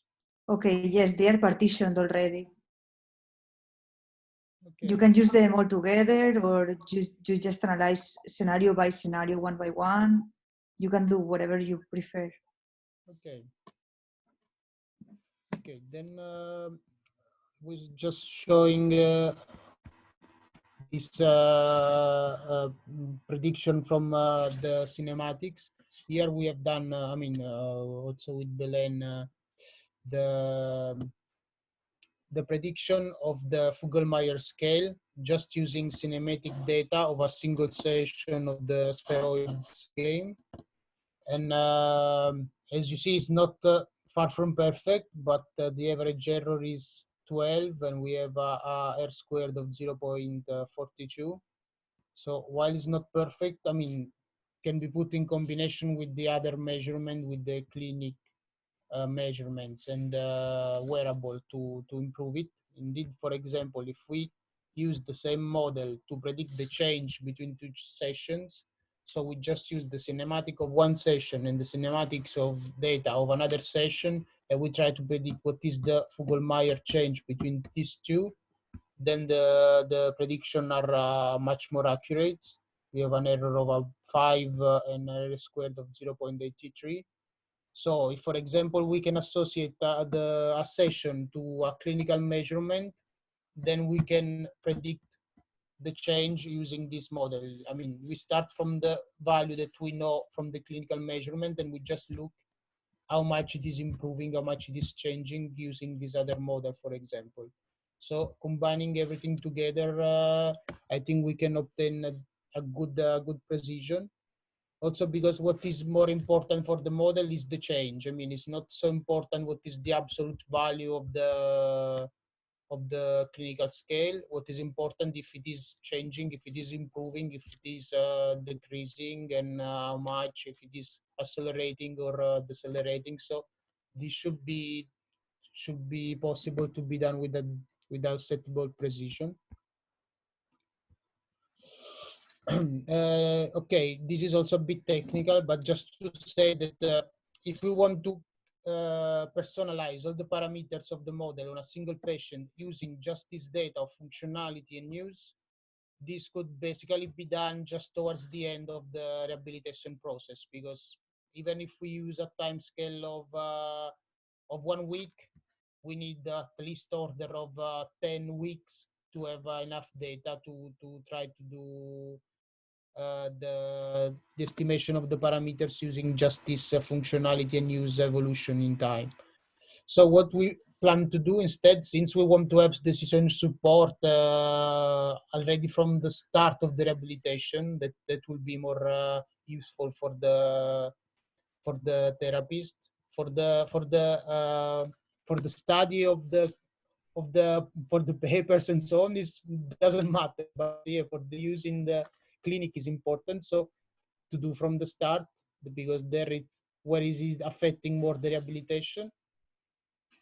What we want to do is that once we have enough collection of data from many patients, we can look if there is some sort of universality on these parameters. And so we can look how they are related to the baseline information of the patient, such as the age, how many days has passed from the stroke, what is the clinical score of the patient at the start of the rehabilitation, like if the paralytic side is dominant or not, because that will affect how much the arm is used and so on. I mean, all kind of information available. And if we can obtain matching between this baseline information and the parameters, if this is enough precise, we can start to make prediction already at the beginning. And then what we plan to do is to move stage B, where just few of the parameters get activated gradually.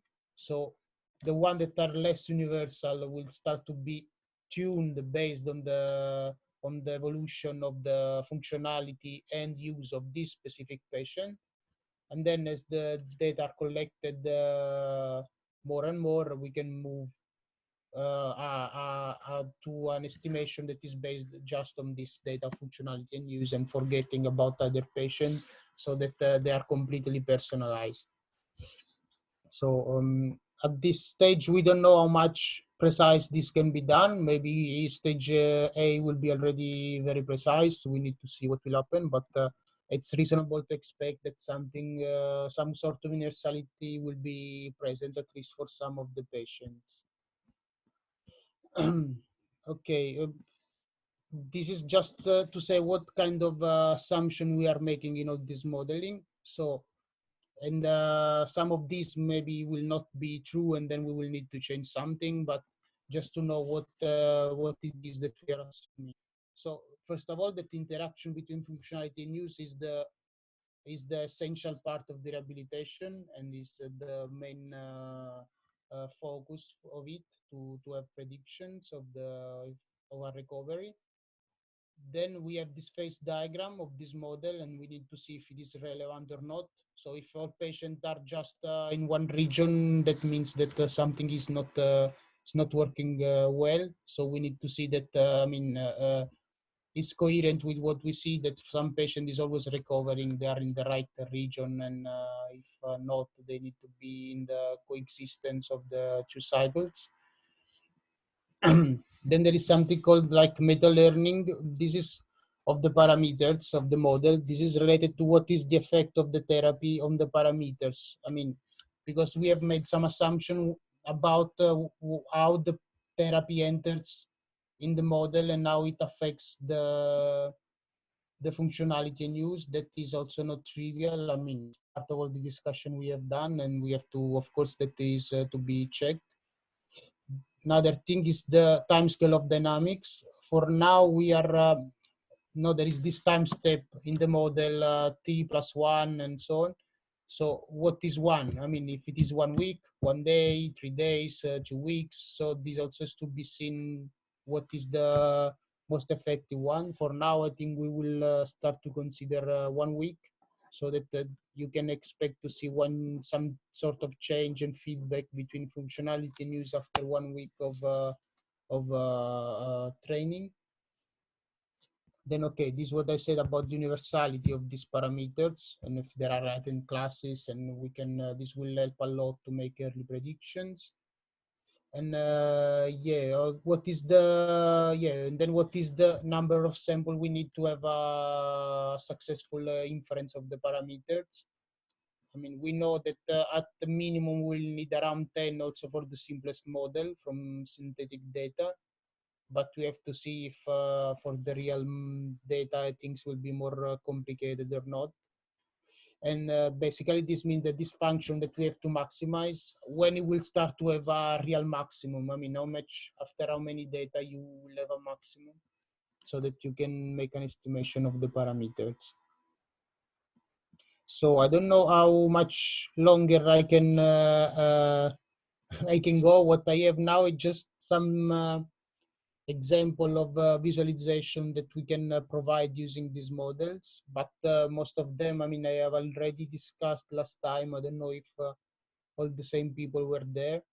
If you want, I can show just now. Maybe it will be a bit more clear how they are obtained, or otherwise. Yeah. I mean, for me, it would be great as you go through it. Okay. Yeah, Yeah. that's enough.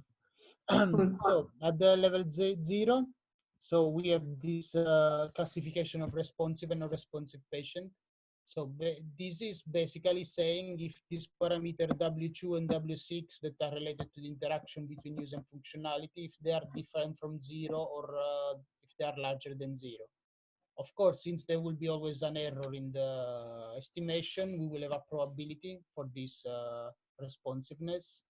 So then this can be used by the therapist to say if it is not responsive above, I don't know, 80%, then we can look what is going wrong, if the therapy has to be changed or interrupted.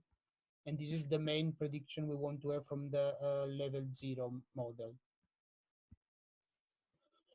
Then this is about the position in the phase diagram. So here what I'm calling short-term benefit from therapy is when there is one unique cycle that is or once or virtuous or vicious. But yeah, what I mean is short-term benefit in the sense that he will end up in the same point. Still, he can have a benefit from the therapy, but this will be just basically reaching the point faster, but not a change that will be different in after 1 year or more. Instead, long-term benefit is when there are 2 cycles, and in that case, the therapy is important to push the patient in the virtuous cycle, and so that is making a big difference for the recovery of the patient. So typically, at the beginning, for every patient, we will have a probability distribution of what will be the long-term functionality of the patient. And here is the most, let's say, complex case where we are not sure if it is 1 cycle or 2 cycles. So this patient has a probability to be in the short-term benefit, meaning he has just 1 cycle where the average functionality is about 45. And then he has a probability to be in the long-term benefit, meaning he has 2 cycles, one vicious cycle that is at around 25, one is around 55. And so this is already a lot of information that we are giving, saying, okay, this is how much he can benefit. If he's in the long term, he will be able, with the therapy, to move from year to year, no? So we can represent this information maybe in a more simpler way, saying, okay, the probability to have long-term benefit is 70%, for example, and short-term benefit is 30%. So this will tell how much it is important the therapy for this patient. And this DF is different in functionality, saying what is the difference between the 2 cycles in the long-term benefit. So if this is larger, means that the benefit is larger. So basically just this same information saying this patient has 3 possible situations, 1 short-term benefit with functionality 48 with this probability, or these 2 cycles with this functionality and this probability. So this is just to describe what is the situation of the patient and how much he can benefit from the therapy. This is more or less the same thing, just here what I'm also showing is the self-recovery threshold for this patient that is 41. and saying if he will recover, he will reach 43. If he will go in the vicious cycle, he will not recover, he will be at 25. And if he's going above 41, then we can expect that we will move to 53 also without therapy. So then we can discuss how to optimize the therapy and to quantify the effect of the therapy. So this will be the probability distribution of the functionality of the therapy of the patient after long term without doing therapy. If the patient is doing therapy, then it will change to this. So it's saying if it is short term, it will not be affected because in the end it will end up in the same point. But if it is in the long-term benefit, so there are 2 cycles, doing the therapy, we will be increasing a lot the probability of the virtuous cycle. So this is really showing what is the advantage and the benefit from the therapy. So this same concept can be also shown like this. So we say, okay, assuming that the patient is having a long-term benefit, the probability of ending up in the virtuous cycle is 32 without therapy, and with the optimal therapy can be 68, for example. And if we are doing the L2 model, we in principle, we will want to give of the optimal feature of the parameter, how many times a week, what should be the length of the total duration of the rehabilitation, if there are different games or different kind of activities, which one should be preferred or in what proportion, what is the optimal length of a single session. So all kind of things we want to optimize. We, in principle, we could do it. Just is a matter of how many data we need to do it properly, but in principle, this could be done. Fabrizio, I have a question. Yes. So you earlier showed in your illustration of the model how the patient is moving through a state space, right? And between these boundaries of optimal recovery and vicious cycle or virtuous cycle. Yes. Why aren't you capitalizing on that here in how you represent the data? Because that means in theory, we can, if the model is accurate for at a single patient level, as you suggest here, we can show already halfway an intervention, or once you have sufficient data, what the predicted trajectory and the predicted uncertainty of this trajectory is. So that as a therapist, you can just make a decision like, should I push harder? What's the risk if I push harder? Or what's the cost if I reduce now intensity, right? So why don't you exploit that feature that you just showed us about the movement in that state space? I agree with it. Okay, I mean, my doubt was just how much clear can that be? I mean, because this is very, I mean, trying to be simple, maybe it doesn't work, but just to show a few numbers, giving a summary of the situation. But I agree, all the important information is in the phase diagram. No, but in some sense, Fabrizio, it's funny. Now you're shooting yourself in the foot, right? Because we spent all this time looking at change over time, but now in representing your data to your end user, you throw away time. It's a pity. I'm just saying it would be a shame not to capitalize on that, right? And I think also, as you heard from Hamid, I think for the clinician, that's exactly what they want to know, right? They would like to get a feeling, what's the trajectory we're on, right? Okay. Yeah, I mean, I completely agree with this. I agree. Okay, we are summarizing too much and losing information that is interesting. I mean, yeah, so it's like saying, well, it's 8 bits. You say, oh, 8 bits. It's 8 bits. This patient is 8 bits. Then what?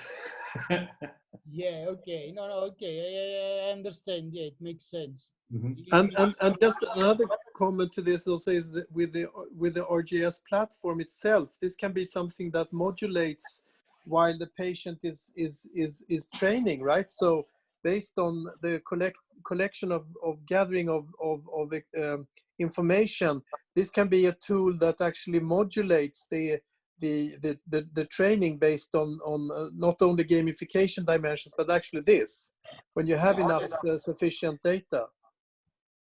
Yeah, that will be our ambition. That the system by itself can optimize all the settings and to get the best results. I mean, so instead of trying just for the motivation of the patient, really to target the optimization of the results.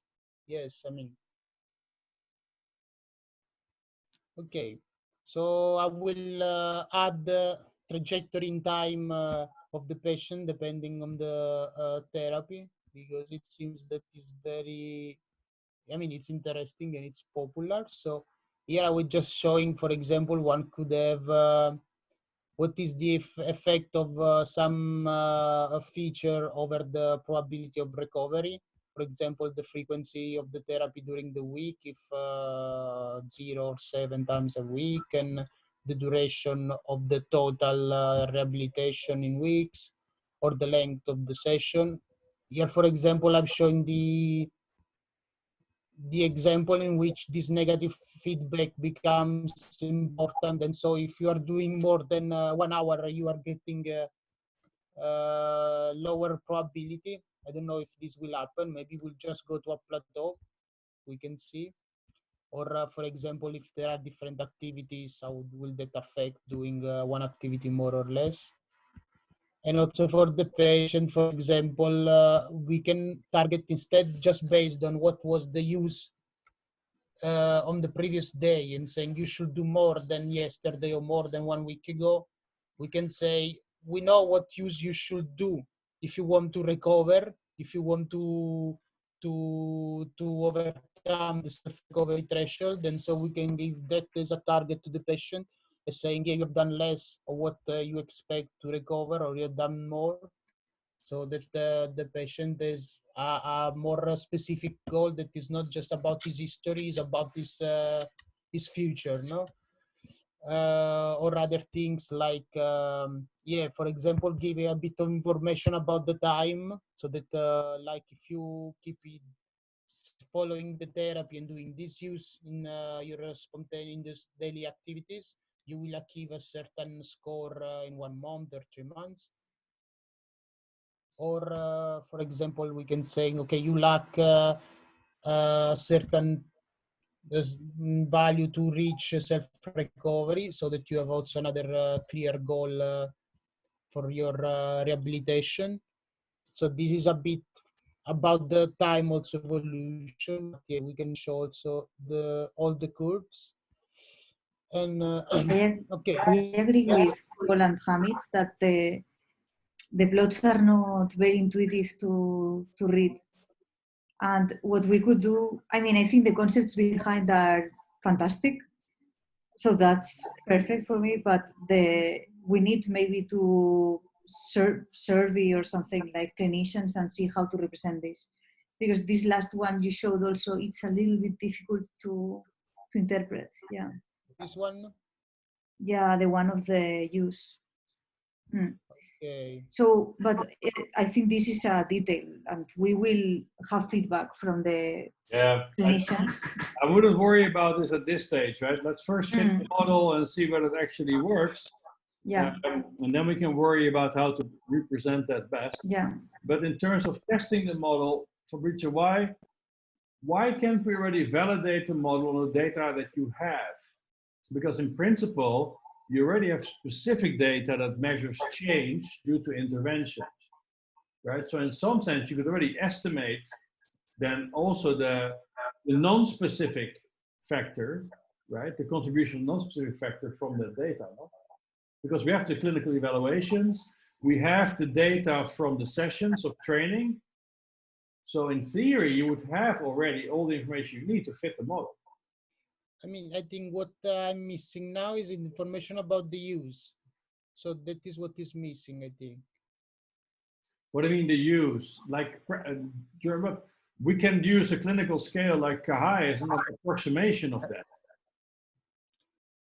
I mean, yeah, if that is available, then yes. I mean, that is the only thing that the wearable was not used in the past, so I didn't have an an estimation what has been the use of the paralytic arm in this day or in this week for this patient. That was Kahai would still be functional, although related to ADLs, but it's not used in everyday activity, right? Yeah, Kahai evaluates the integration of the affected arm in the performance of activities in which they are instructed to use both arms on purpose. Yeah, it would be useful for generalization, but for the use, I think the wearable measures are the more, let's say, focused to what we want to measure in that sense. But still, you don't want to hold up progress on a promise, Xavi. So the model looks very promising. We have data that might not be the perfect data, but we have data that will be sufficient to do a first approximation to validate this model. Oh, yeah, I agree with that. Yeah, That's what I'm arguing for. I don't want us to, it would be a mistake to postpone because we don't, the perfect data sets. And moreover, the wearable is interesting because you have a much higher resolution assessment of daily use. And that's actually something we haven't fully capitalized on also with the current model. Right, so I think using Kahai as a proxy of daily use, I think is really not a bad way to start, to just see, does this model make sense at all? Yeah, I agree with that. And I think we should push for that. And then, once we went through that, hopefully we have some more data, a new data set that includes the wearable. But I would not wait for that, that's what I'm saying. Okay, yeah, I mean, indeed, I had a slide saying exactly this, that I mean, before the data are collected, that will be still quite time if something can be done already with what we have. I mean, so, I mean, here I've written synthetic data, but this is even better. I mean, just something that is approximating the real data that we will have later. I mean, the more precise data, but we can start to test on this data that that we have now and see if the model makes sense already on this. Yep. I would definitely go for that. Okay, yeah, I agree perfectly. I mean, so the only thing was missing, just that I wanted to give some sort of score to the patient about how much he's responsive to the therapy. So not just if he's responsive at all, like we were saying at the beginning, but like how much benefit is getting from the therapy with a single number. So what I've defined here is just I defined what is the prediction of the functionality doing the optimal therapy for 3 months, and then 3 months of no therapy, and then another prediction based on 6 months of no therapy, and then normalized to the maximum improvement they can do, that is the initial subtracted from the maximum functionality. So they will give a single number, it will give a measurement of what is the benefit for this particular patient. This will be something between 0 and 1. And so if a patient is not responsive at all, this FA and FB will be the same, and this will be 0. And if it is reaching perfect recovery, this will be 1. So this is one number we can quantify what is our prediction of the benefit from the therapy for this particular patient. So it will make easier to classify patients, or even to organize maybe the allocation of the resources or so on. So just to give a more simple measurement. And then, yeah, let's do this. Let's try to do this paper on this data that we already have, so that while we don't get bored while we wait for all the full data. Exactly. And yes, that was all I wanted to show. I think it's been quite long, quite demanding. So, no, that was it's very exciting. Mm-hmm. Very exciting, I think. Yeah. So it's great. I think we learned a lot also about articulating our patient model with a bit more specificity, and that's only good, right? That's useful. And let's push ahead. I think it's fantastic work. But I think what we have not really been very clear about, are the different time constants of the processes involved, right? Because we have a very punctuated process, which is the intervention, minutes, maybe hours, right? And then you have a process that takes place outside of the therapy, which might be, let's say, some sort of neural adaptation process, which has its own time constant, or it might be something playing out in the environment, where people might be doing things or not doing things. So how do we capture the time constants of these different processes? Because now basically we have like a two-factor process, right? One, we have specific and we have non-specific. And we don't have added further parameters to that. So do you think that will be necessary in the future? Or you think we can get away with it in this form? Well, of course, I hope we can get away with it in this form, but I mean, that is something we can look also later. The important thing is what is the time scale that is relevant for the recovery. We can that you can see this feedback effect at work. That is basically the thing. No, how much time do you need to see an effect on the functionality based on the use you have done? So on one space we are integrating over the time, because we are saying this use, for example, spontaneous use is integrated over all the week, for example. And then instead we are having a step saying, okay, the functionality will be instantly updated on the integration of the use for all the previous week. Of course, this is a strong approximation that we are making, because of course things will not be so steep and not so, I mean, there are these two time scale at work that will not be so clear, but we can also, this time scale can be changed also later, in the sense we can see if maybe 1 week is not good, we can do 2 weeks, or maybe we can do a shorter one, that we can try to see if that is having an effect on how much the model is accurate. And otherwise, I think other things will make the model too complicated. I mean, then it will be too difficult to try to personalize if we introduce more time scale and more parameters. So, well, initially it should just speak from the error, the residual error we get, right? It should tell us whether we actually have to scratch our heads and add more detail or not. yes, I agree. Cool. Okay. I don't know if there are other questions, or everybody is overcome this presentation. You killed us. You killed us. Yeah. We are dying. Sorry, I should have maybe try to be shorter, but No, it there was great. Yeah. Fabrizio, one thing that came to mind when you showed your outcome on the analysis you have finished now with Belen on the Fugal Meyer, right? You show your regression line, and your regression almost seems to separate two distributions. So are you sure that the distribution of the data allows you to really fit it with the regression? Because it might be bimodal, no? I don't know if I should show, if I can, but I agree, but that is an effect of the fact that the model is trying to do that. Since we cannot get a very precise estimation, is just trying to separate in two groups, high functionality and low functionality. Right. That is what the model is doing. I agree. It's Yeah, quite but visible. also I think, Fabrizio, that it's due to the data set we have, because we have few patients that are at the acute or subacute stage, and they show a large delta in recovery. And then we have a lot of chronics that show us small delta. Yeah. Yeah.